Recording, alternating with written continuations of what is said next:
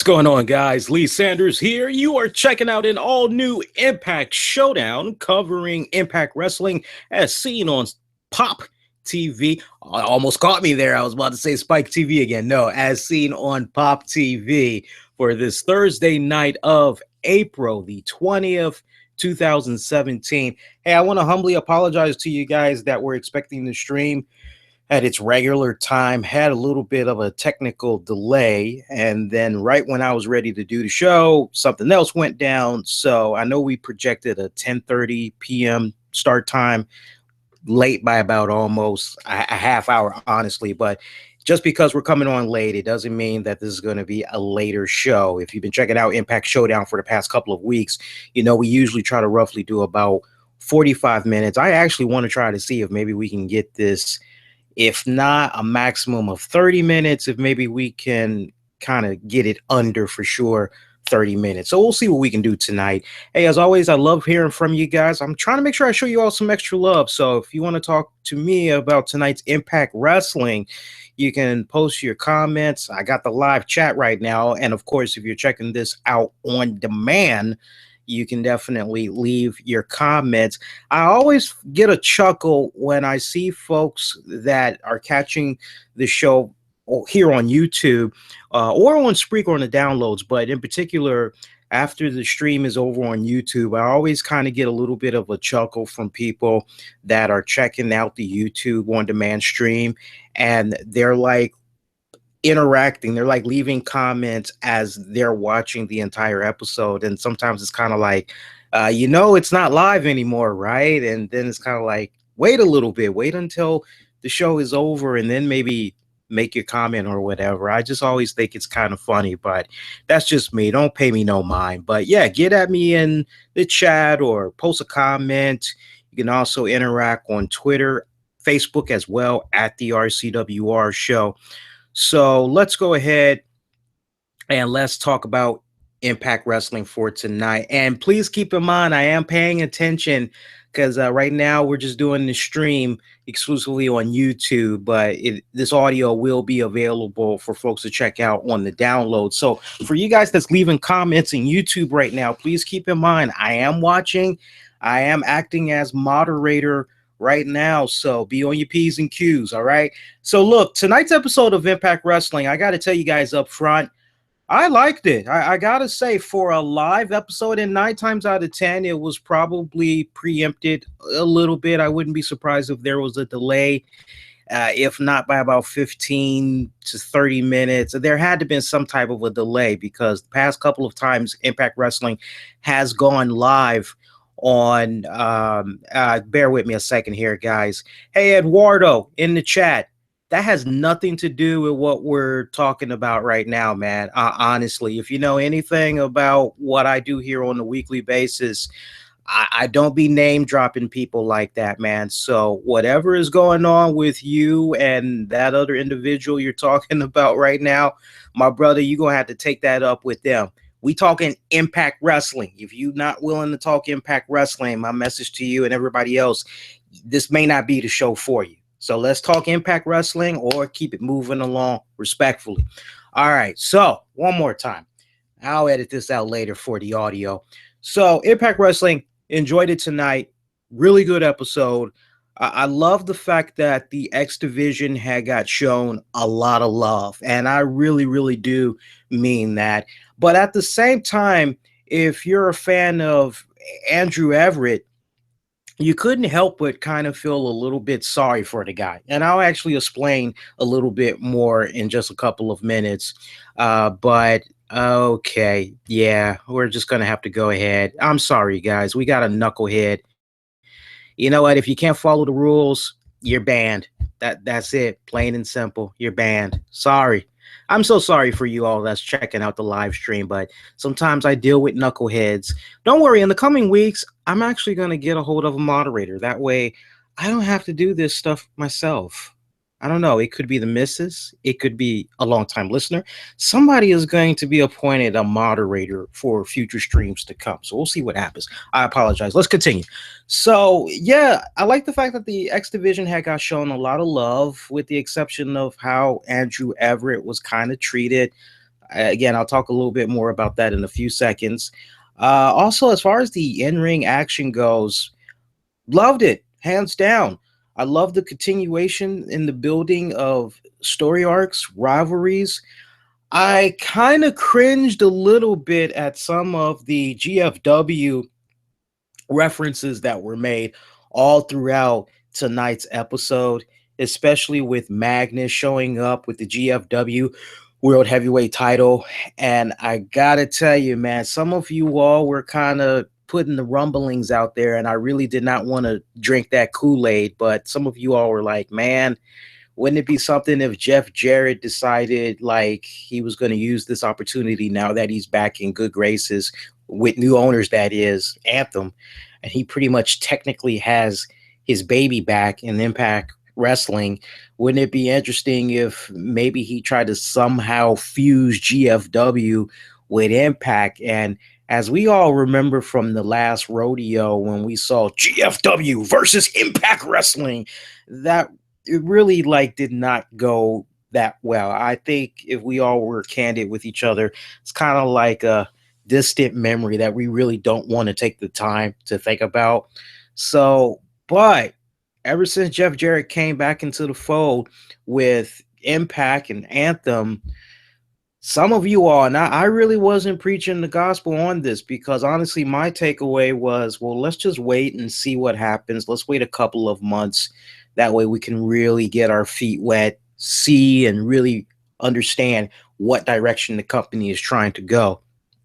And I got to tell you, now that I play it back in my mind over the course of the past couple of weeks, but it was definitely heightened tremendously with tonight's episode, I'm under the impression there is going to be some type of a potential GFW invasion of Impact Wrestling. And I don't know about you guys, but I just kind of cringe at the thought of that, basically because of the way things played out the last time. So for me right now, if you ask me to try to be optimistic, I can try, but I got to tell you, I don't like where this is heading right now.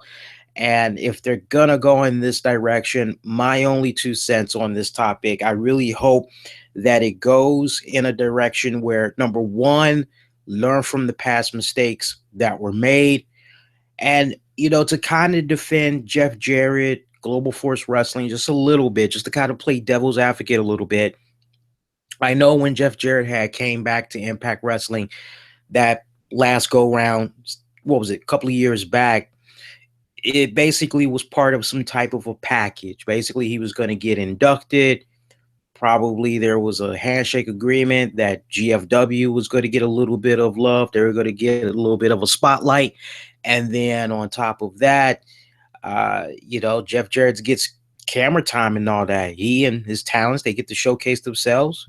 I mean, not to mention also, in exchange of all that, there was probably some type of a buyout for his remaining control in the company, right? So you look at all of those circumstances surrounding when Jeff Jarrett came back last time, and you're kind of going, okay, so you can kind of make the argument, again, if you just really stop and think about it, use a little bit of common sense, it really comes off as though back then what we got with TNA versus GFW was very, very forced and very rushed.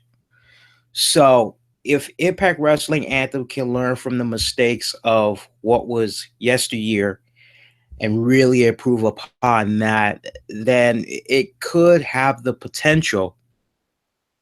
But when you have a promotion like a Global Force Wrestling that still to this day has no TV deal, sparingly they do live events. And when it comes to these live events, it's not like how some wrestling promotions do on the free agency market. It's not like how some promotions will take some of their matches from an event and they'll put it up on YouTube, Daily Motion or whatever, and they'll try to draw in some type of traffic, and they'll show little snippets of an event that you missed, and they basically try to lure you to maybe going to the website, checking out the entire event, available video on demand, or go to the website and try to see if you can get tickets to attend the event yourself next time or whatever. However, they're doing it nowadays. But the point is, that's usually their MO. But in the case of GFW, like, there really hasn't been that type of love being shown, to the point when you see a lot of faces from the GFW promotion pop up, and all you really have is the commentators saying, "Oh yeah, from Jeff Jarrett's GFW promotion." It's like, that's not really enough, because that's really stretching it, I think, to assume that the person watching Impact knows what this wrestler is about and is going to feel so inclined to, like, let me hop on Google. I said this last week, and I've been saying it time and time and time and time again, and I can't stress it enough now. You got to do these proper build up introductions, even if it's a wrestler that a minority of fans know. You still got to pretend that there's always that one person that happens to be turning on the channel that very night without going overkill. You got to, like, reintroduce whoever that wrestler is, in all honesty. So I really hope that Impact really improves on something like that. And I'm really spending a few minutes highlighting that, because we saw a few people pop up with tonight's episode that just made you go, well, who's this person? What the heck are they all about? And I know a lot of you guys kind of come to me because I'm somewhat the encyclopedia professor or whatever. I got your hookup. So, like how tonight's Impact Wrestling had began, we pretty much had saw LAX, Santana, and Ortiz. They defeated Jake Holmes and Joe Coleman. I definitely want to show these two guys a little bit of respect. Now, Jake Holmes, he's been doing his thing on the independent free agency market for a couple of years now. I see most of the work that he was doing. Looked like he did some stuff with Pro Wrestling Phoenix, but the man's pretty much been everywhere. It looks like he made his in-ring debut maybe about late 2003 going into 2004. And Joe Coleman, he made his debut in OVW, Ohio Valley Wrestling, back in 2011. That's pretty much when his in-rear career had began there. And he, for that OVW time period, he has some notable team-up matches with Benjamin Bray, Michael Hayes, not to be confused with Michael Hayes from the WWE. Paradise, who's now one of the, if I'm not mistaken, producers for Impact Wrestling. And he's pretty much been active since then. I mean, the guy has pretty much been all over the place. If he's hasn't been doing something for the OVW promotion, he had a couple of matches with Ring of Honor. He also did some stuff with Classic Championship Wrestling, Remix Pro Wrestling. Also did some work with the National Wrestling Alliance, Southern All-Star Wrestling, also National Wrestling Alliance, had a couple of matches with them. American Combat Wrestling, Alpha Omega Wrestling. So, he's pretty much wherever he's been able to pop up, he's been able to pop up, but he's pretty much been active. From what I see of his history, he's pretty much been active semi. It almost kind of comes off when you see his timeline and you see all the matches that he's done like thus far. It almost kind of seems like he's really doing the wrestling on a part-time basis, maybe until something better comes along. So who knows? Maybe with Impact Wrestling coming at the time that it did right now in his life, maybe this is a case where we'll be seeing him on the regular. Pretty much a squash match, though, I gotta say, with Santana and crew defeating these guys. It set the tone and everything, but honestly, was I impressed with the little bit that I saw from Holmes and Coleman? Yeah, I was a little bit impressed. I'd like to see a little bit more of the guys. Post-match, Conan grabbed a microphone, spitting the usual game, talking about he's serious, then a late period. He promises that LAX is going to go into complete power-hungry mode in Impact as they're looking to grab all the belts that's in Impact right now. They are not going to stop until they are on top of the food chain. So they are looking to do a clean sweep when it comes to all those titles. Of course, Conan bringing up his trademark. You can't stop a revolutionary, or correction, you can stop a revolutionary, but not a revolution. Decay's music had hit, and they actually had confronted LAX. And soon after that, we had saw a brawl that had came about. By the way, really nice video package that we had got for tonight's Impact Wrestling. Really nice, cool throwback. Also blending in the main event match that was going to be coming about between James Storm and Lashley for the Impact Wrestling title. Also, got to give it up to Impact Wrestling. I don't want people to be dissecting this, but there was a graphic that popped up basically saying in memory of the recently deceased Matt Rosie Anoa. Had talked candidly about that on this week's RCWR show. If you had missed that, you could check it out. Also, my good friend over at Epic Sports had uploaded the segment that I did talking about his recent passing. I think when it's all said and done, for those that's maybe going to be like, well, why did Impact like show this guy love? Like, I don't really understand. Number one, because it's the right and respectful thing to do. There is no such thing as, well, wait a minute, this person worked for this promotion, so why is this other promotion showing? Whenever there is a loss in wrestling and pro wrestling, everybody suffers. Everybody just comes together. That's just how it is. So I think we need to stop with the talk of why are they doing this? They have no business doing that. What did that guy or what did that girl mean to them? I think they just wanted to be respectful. They knew that, come on, it's the infamous Noah family and all that. So and to not say, hey, you remember Rosie from WWE? There's a lot of people that you'd be surprised that actually remember Rosie from the WWE. So I thought that was a nice, touching little thing that they had did to open up the show. Other than that, we briefly had saw Karen Angle once again, a nice little cameo and a backstage segment. She was talking to, I want to say she was talking to McKenzie. I'm not really sure, but she did eventually bump into Sienna, who was like, hey, I hear that there's a Global Force women. No, Sienna says to Karen, hey, I see that we got people from GFW popping up. Like, what's up with that? And then she goes, what's going on with the GFW women's champion? I don't see no GFW women's champion. And Karen Jarrett tells her, hey, it's happening. It's going down. She's going to be here sooner or later. I'll let you guys marinate if you know your wrestling promotions like that. I'll let you guys marinate for a few moments in trying to figure out who is possibly the GFW Women's Champion.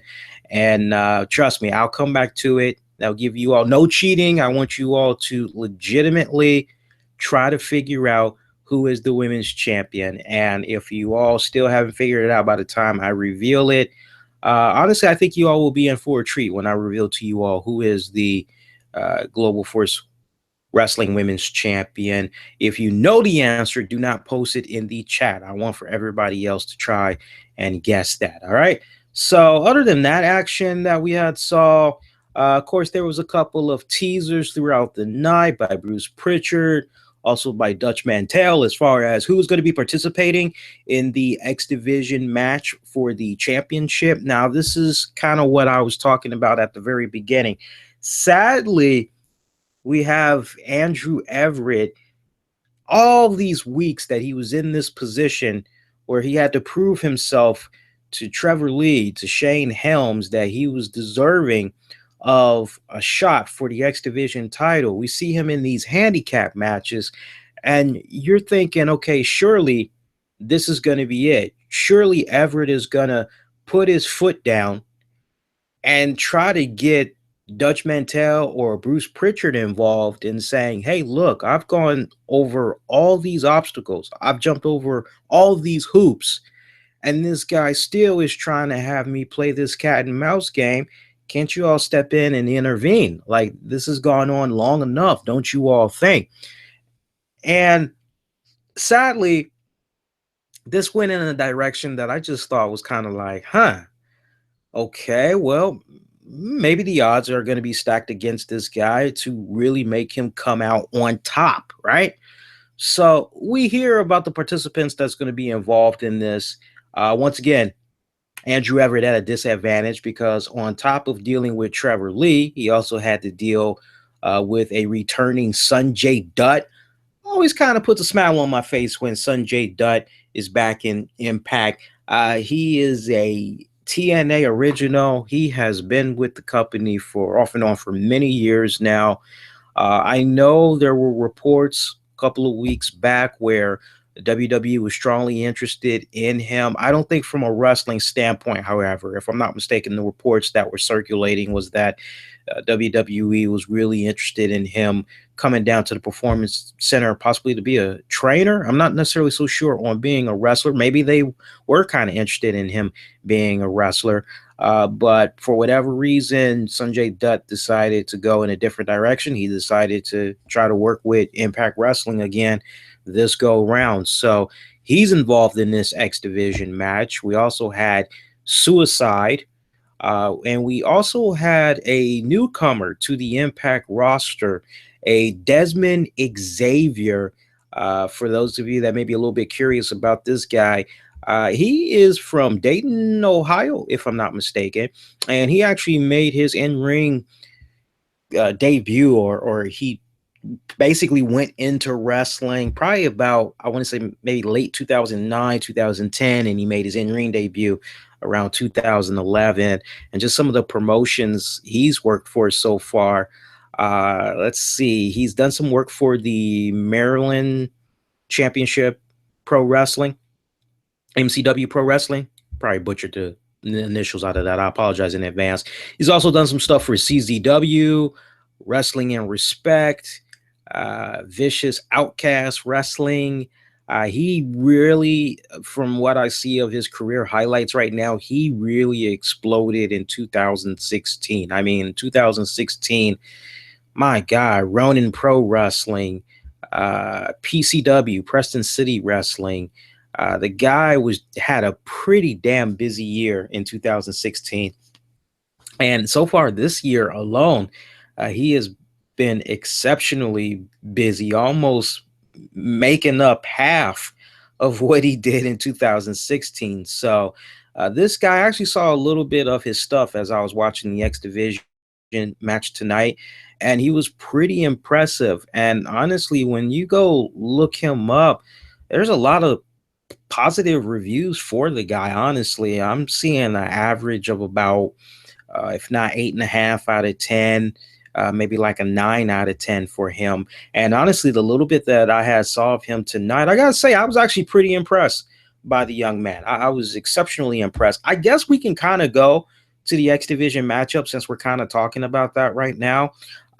Great matchup. I love the fact that that matchup had got the main event spotlight that actually had closed out Impact Wrestling.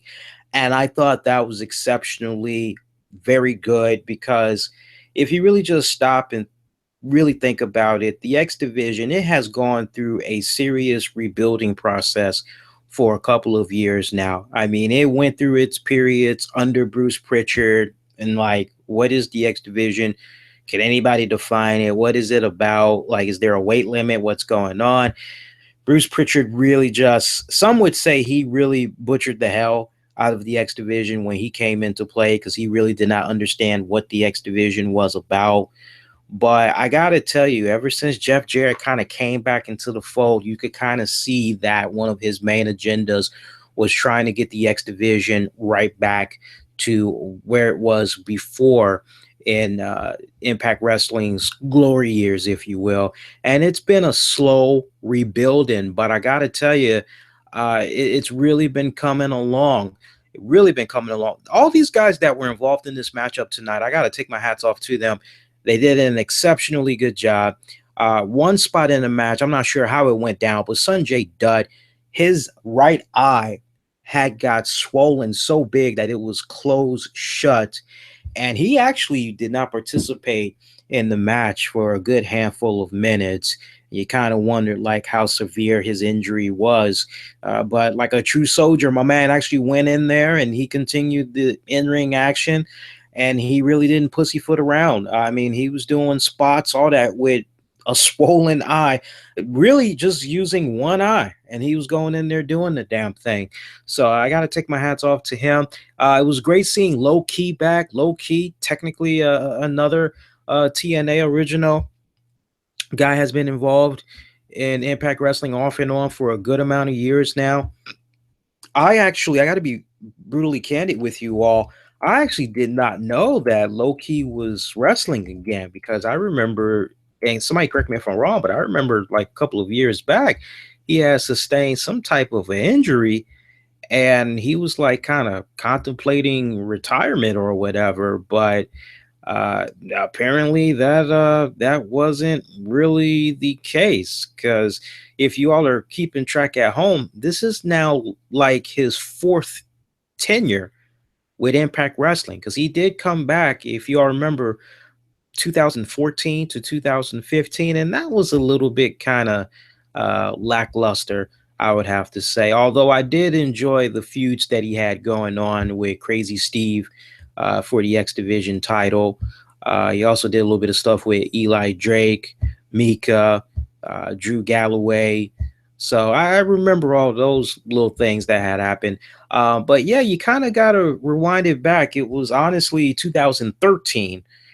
He had announced his retirement from professional wrestling due to a injury that he has sustained, and as a result of that, there was actually a booking that he had in Japan, and he wasn't able to honor that because of the injury. And I know there was like some talk going on. I think maybe even he had touched upon it back then, that he was contemplating retirement or whatever. But nah, he popped up 2014. It all started with TNA's one night only pay-per-view event, and then sporadically he did some stuff with TNA from 2014 to 15, and he's pretty much been kind of quiet, I guess, ever since, you want to say. I mean, I'm actually looking up his wrestling history right now just to see if like he's been active, and from what I see so far, sporadically, from what I see sporadically, he did about a handful of events from 2015, did a small handful of matches in 2016, and right before he actually came on back to Impact Wrestling, looks like he did about maybe 7 matches stretched across the following promotions: AAW, Pacific Coast Wrestling, House of Glory, and Forefront Wrestling. So yeah, I mean, he hasn't exactly been like stopping ice cold, but I just got to say I was quite taken back to see him. Of course, I was happy to see my man back. I mean, Low Ki, man, that dude, that's a bad dude, man. But I really did not like the ring attire that he wore out to the ring. He kind of had me thinking about Pitbull. I mean, I was just looking at him thinking about Pitbull, and I'm just going, hey, así lo quiero mi dinero. I mean, that's honestly what I had going on in my head when I was seeing him. I'm like, go ahead, little Low Ki Pitbull, go ahead, man. But no, they had a really good main event match. Really, really proud of those guys. They really did good.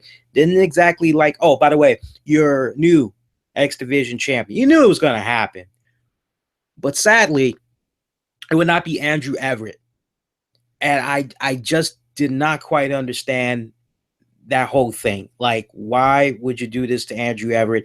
I was a little bit perturbed when they pulled the trigger and they were like, no, Andrew Everett, you're close, but not that close. And it's kind of like, well, what the hell? You do all this buildup with this guy, and in just one night, you technically kind of take a crap on him.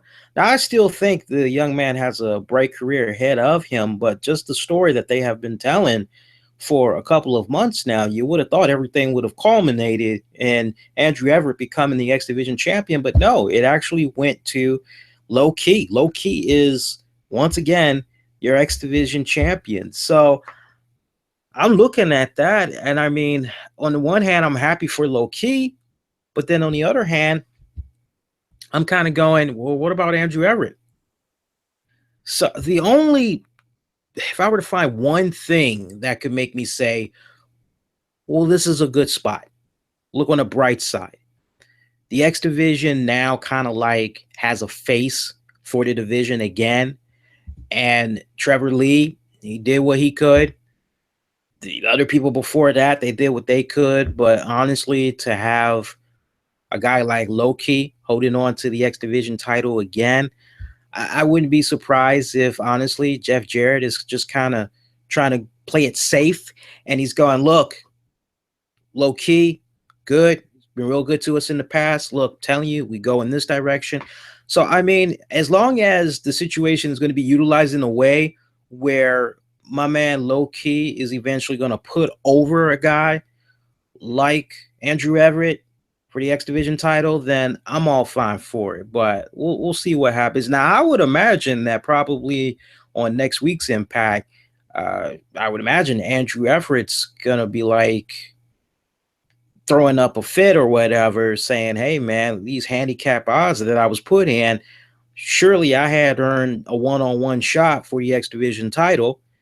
But then you also got to go with Andrew Everett. Andrew Everett's probably going to try to revoke a rematch. So we got those two elements playing about. See some other action. We had saw Rosemary successfully retain her Knockouts championship over ODB. Them two girls had a pretty good matchup. I enjoyed that one. Congo Kong had made quick work of Chris Silvio, name I'm very familiar with. I know he does a podcast. He's been tearing it up on the free agency market for a few years now. So always great seeing him. I was actually quite pleased to see him on Impact Wrestling tonight. By the way, Laurel Van Ness, look, if we're going to keep saying, hey, she's still wearing that same dress, she still has blah, blah, blah. If we're going to keep pushing that week after week after week, then can we do something original? Like, I don't know. Can we maybe put some brown spots? Can we maybe put some yellow spots? Can we make that white dress look dirty as humanly possible? I don't think that's asking too much. I mean, if she's not willing to really devote herself to looking the part, like honestly, you have some actors, hey, we need you to look like a wino. They'll actually do what they need to do. And if that means crap needs to get in their hair or whatever, so be it. But like, I really wish that with the approach of the Laurel Van Ness character in this phase that she's in right now, I wish they would really go that route. Her lipstick, it should have been came off by now. There should like not be any makeup on her, not even around her eyes. I mean, her face should look extremely dirty. So it's just, I'm telling you, man, I just cringe every single time this girl comes out, because if I were to find one bad thing that just like, here's one thing that's wrong with Impact, it's that. I mean, it is like Claire Lynch bad. And I just wish we could just put the, yeah, nip it in the bud already, man. I'm tired of it. Other than that, see some other action we got for tonight's Impact. I think I can now talk about the main event match. Yeah, I can talk about the main event match now.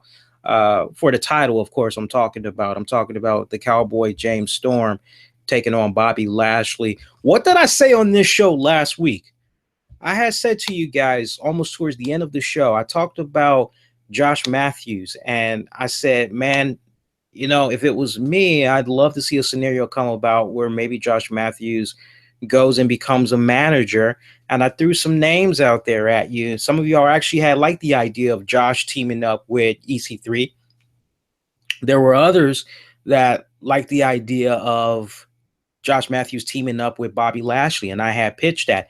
And I thought that was really nice how when Bobby Lashley was making his way out to the ring, he was being accompanied by Josh Matthews. Because pretty much up until that point, pretty much like going into the second hour, I want to say, it was just Jeremy Borash and the Pulp. And I actually liked it. Their chemistry, they played off very well off of each other. I had enjoyed it. Josh Matthews coming out, I kind of was like, oh no. But I tell you, the time that he has been putting into this new persona, it took me a while to kind of warm up to it, but I gotta say, he really trolled the hell out of social media with everything that he was saying, getting everybody worked up. He pretty much were introducing them all to a new demeanor, a new layer in his commentating persona, and he played it brilliantly. And I got to tell you, he's been doing a really good job. In all honesty, I think now that I'm really stopping and thinking about it, I know I was pretty critical when it first really unveiled itself, but now that I've had several weeks to experience this, I gotta say I've been enjoying what he's been doing a lot more than when Michael Cole decided he was going to try to become a heel commentator. I mean, just organically, I mean, it didn't necessarily feel forced from Josh Matthews. It just kind of felt like a slow, especially when you think about it, just what he was doing with the trolling on social media, little subtle shots here and there. He knew exactly what he was doing. And I got to say, good job. Good job to my man. But yeah, it was nice seeing him pop up. I thought for sure maybe he was managing Bobby Lashley. No, he just made his way to the commentating table. Pulp, Jeremy Borash wondering, like, what the hell is this guy doing at the commentating booth? Like, wasn't he fired? And Josh finally clarified. He said, hey, look, I honored what I had said last week. I told you all that I would leave, and I did leave. You saw, I left my desk. I went out of the building. So that was pretty hilarious because it's kind of like, it's almost like you're negotiating with the devil, you know? It's almost like you're negotiating with the devil. It's like, I want $1,000,000. You want $1,000,000? Fine. And you see like $1,000,000, you know, the animals, bucks running down the street. And it's like, hey, I'm talking about bucks, you know? So, and yes to burgers in the chat here. Yeah, you can see the title, my friend. We're talking Impact Wrestling, man. So that was just hilarious in itself right there. I enjoyed that little spot. But the match between James Storm, Lashley, thoroughly enjoyed it. Those two guys had represented. Great matchup, great encounter. Oh, by the way, Alberto El Patron, he made a little bit of a cameo via a video package. It was nice to finally see Alberto El Patron sober and actually not spewing anything about the man with the big nose, the wussy. I gotta say wussy. I gotta keep it clean. It was nice seeing him finally do a video where he's like not bashing the WWE and all that. And here's a topic, Alberto. Talk about what's going on in Impact Wrestling. Why not try to get the brand over? Why not talk about how you're going to be watching this match between James Storm and Lashley? So El Patron did a really good job, basically saying he was going to be waiting to see the winner of this matchup, because as far as he was concerned, he honestly hoped that it was going to be Lashley to retain, because as far as he was concerned, those two guys had some unfinished business left. There's a little bit of a monkey wrench in that, though, because leading up to this match, we actually had Saul McKenzie interview Magnus. Yeah, Magnus. I almost forgot his name. I was about to call him by his real name. And he had the GFW title, and he said, look, I'm going to be paying attention to James Storm taking on Lashley myself, because honestly, I want a shot at whoever's going to be holding on to that title. And let me be candid with you, McKenzie. I'm looking at a guy like Alberto El Patron, and I got to be honest, what has this guy done to earn the right to even face off for the championship? You look at me, I'm the GFW champion. You see this title around my shoulder, and I'm telling you guys, if anybody deserves a shot at the next champion, it should definitely be me. So if Alberto has a problem with that, he pretty much knows where to find me, but he's going to have to wait in the back of the line like everybody else. So it looks like we're going to have a little bit. I like that. I like the fact that seeds were planted for, like, hey, this looks like it's going to be your next feud, which is going to be Alberto El Patron Magnus. That should be actually a really good matchup. Let's pick it up. Closing moments of that last matchup there between Lashley, James Storm. EC3 made a cameo. He was interfering a little bit. Really, from the standpoint, he went and told Josh Matthews to shut the hell up. Nobody wanted to hear what he had to say. He continued to chill out there at ringside. At one point, we had saw a steel chair get put into the ring. I'm not sure if it was Storm that did that or if it was Lashley. But in either case, I can't remember. You know what? Let's go to my notes here because I actually was kind of jotting down some notes for you guys. Let's pick it up in the final moments of that matchup. Yes, here we go. So in the final moments of the matchup, it was actually Lashley. I apologize, Lashley. He went for a steel chair, tried to bring it into the ring. Lashley took a swing, but Storm ended up making Lashley hit himself with that steel chair. Storm tried to go in for a cover, but Lashley had kicked out. And as both men were battling it out, we saw referee Brian Hebner. He inadvertently gets hit and laid out. Storm then connects with a last call kick. Goes to cover Lashley. No referee in sight. Storm then tries to head over to the ringside, grab a beer bottle.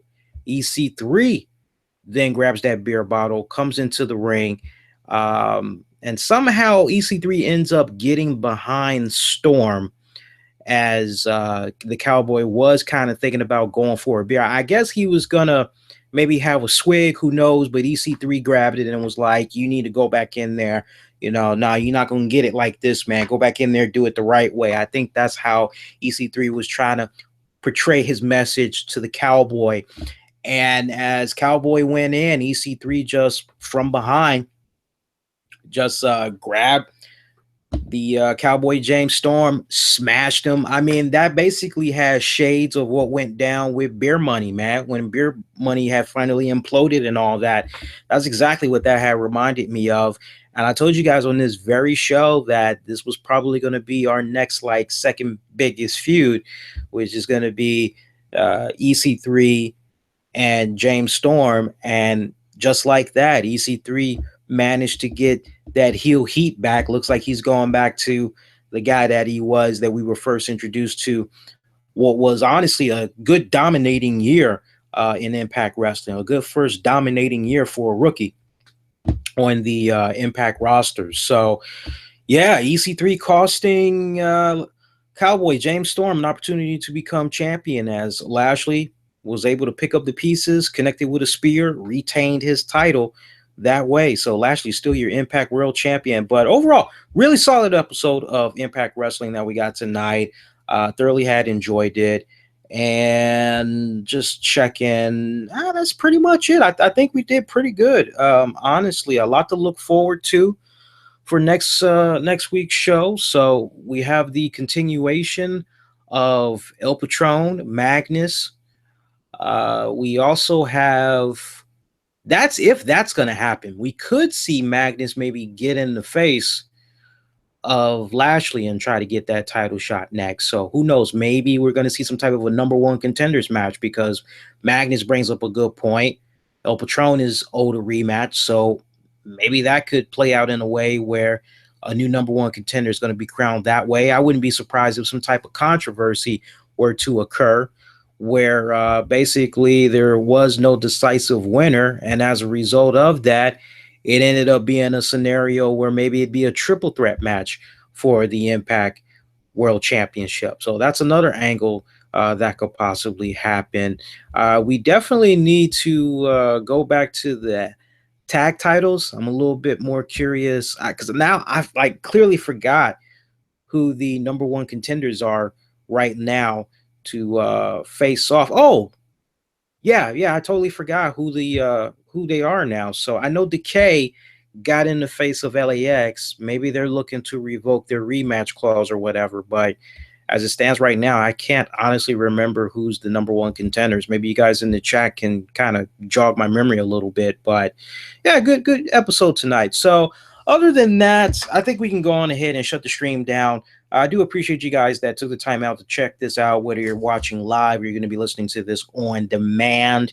And hey, if you guys like movies, especially the talk of throwback movies, I'd love it if you could maybe consider being my Patreon member, because we have the only on Patreon, you're going to be able to access 30 with Lee.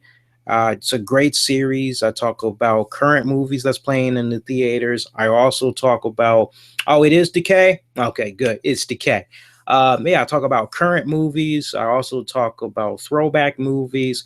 And we're going to be talking about some really cool throwback movies on this week's edition. So feel free to check it out. And if you want to learn a little bit more about Patreon and how you can support the show, you can do so by looking up patreon.com/RCWR show. And I would highly encourage you guys to piggy on back and actually check out this past week's RCWR show, because some big news had came about for our show, and you the listeners are going to be really excited about it, but I'm going to need you all's help in the process of that. But the news is really huge. Trust me, you all will thoroughly enjoy it. And follow me on Twitter, Facebook at the RCWR show. Those of you that's going to be waiting for the audio, I will actually have this be ready to go in about 30 minutes. So again, if you like the talk of TNA exclusively, you want to feel like you're at home, you want to feel like, hey, all I want to know about is Impact Wrestling, make sure you continue to check me out every Thursday night. All we talk about is Impact Wrestling. I address you all's questions that has anything to do related to TNA. So keep that in mind.